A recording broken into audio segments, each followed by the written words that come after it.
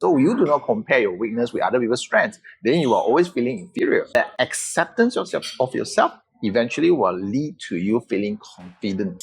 I think a lot of the underlying reason or the root cause of people always comparing themselves to others is because inside us we have this sense of not good enough, and that sense of low self-worth leading to this low self-esteem, and that often drive us wanting for more approval, wanting for more love, wanting for more attention. That comes with a lot of different expectation, that comes with a lot of comparison, comes with a lot of judgments. But the underlying cause is really we feeling that we are not good enough. And without really addressing that or solving the root, it will be kind of difficult to solve this thing. But once we realize that it was, a lot of all these habits of comparison leading to we not be able to be ourselves. We want to be someone else. We want to be as pretty as them. We want to have big cars like others. We want to have big house like neighbor.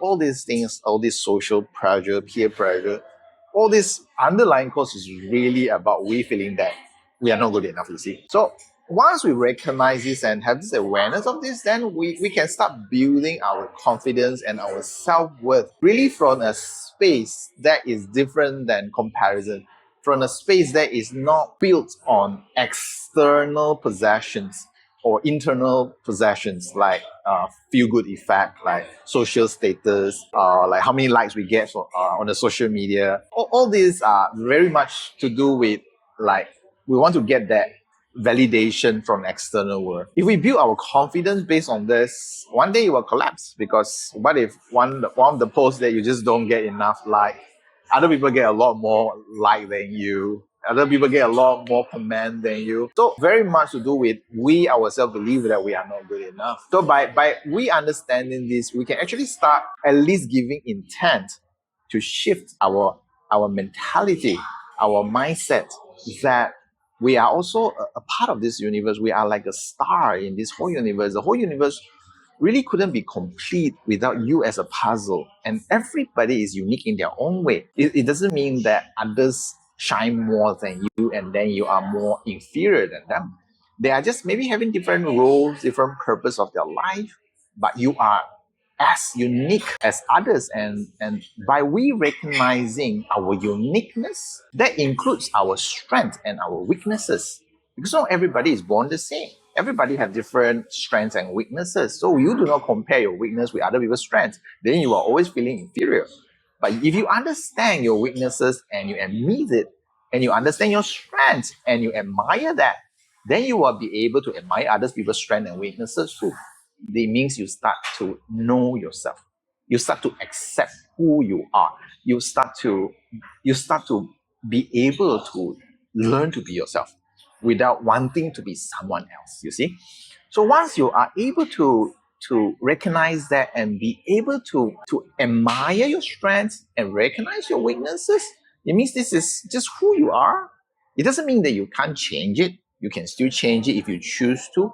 You feel like you are just good enough to be that, that's fine as well. But the acceptance of yourself eventually will lead to you feeling confident. It doesn't make you it doesn't make you an ignorant person. It doesn't make you like a self-denial person. It just makes you be able to be self-aware, understand yourself. We are not perfect. We are never, because no one have the skill of everything. Somebody else will always be better about something. And that's fine. The moment you start really accepting who you are and be able to truly acknowledge your uniqueness in this universe, that's the day you start to build your self-esteem from within, the confidence, the trust for yourself, the love for yourself. And that is the start of the journey of building the right self-worth, self-esteem. So you are saying if I have a concern of how other people is looking at me, so basically I am the one who have the internal comparison of myself towards others. Yep. That's where the concern come into place. So it's not about others seeing. Never. Yeah. It's about me. How you look at yourself. And compare, and why So yeah, sharing that in order to break through this is good, that I find the root cause of why am I comparing. Just a lot of time, you see, if we when we grow up like a kid, the kid normally don't compare until somebody else like kind of teach them to and then that comparison can be a simple like a command. You see, like, hey, look at other kid, why are they getting better grades than you?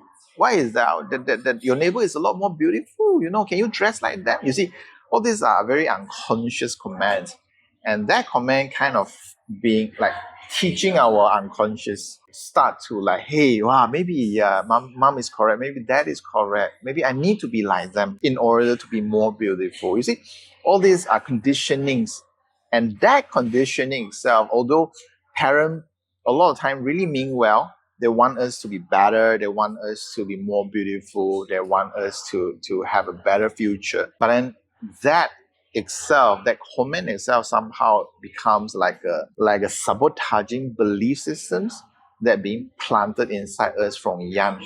In other words, by them commenting as such, it is literally telling us that we are not good enough, you see. So that kind of being planted since young.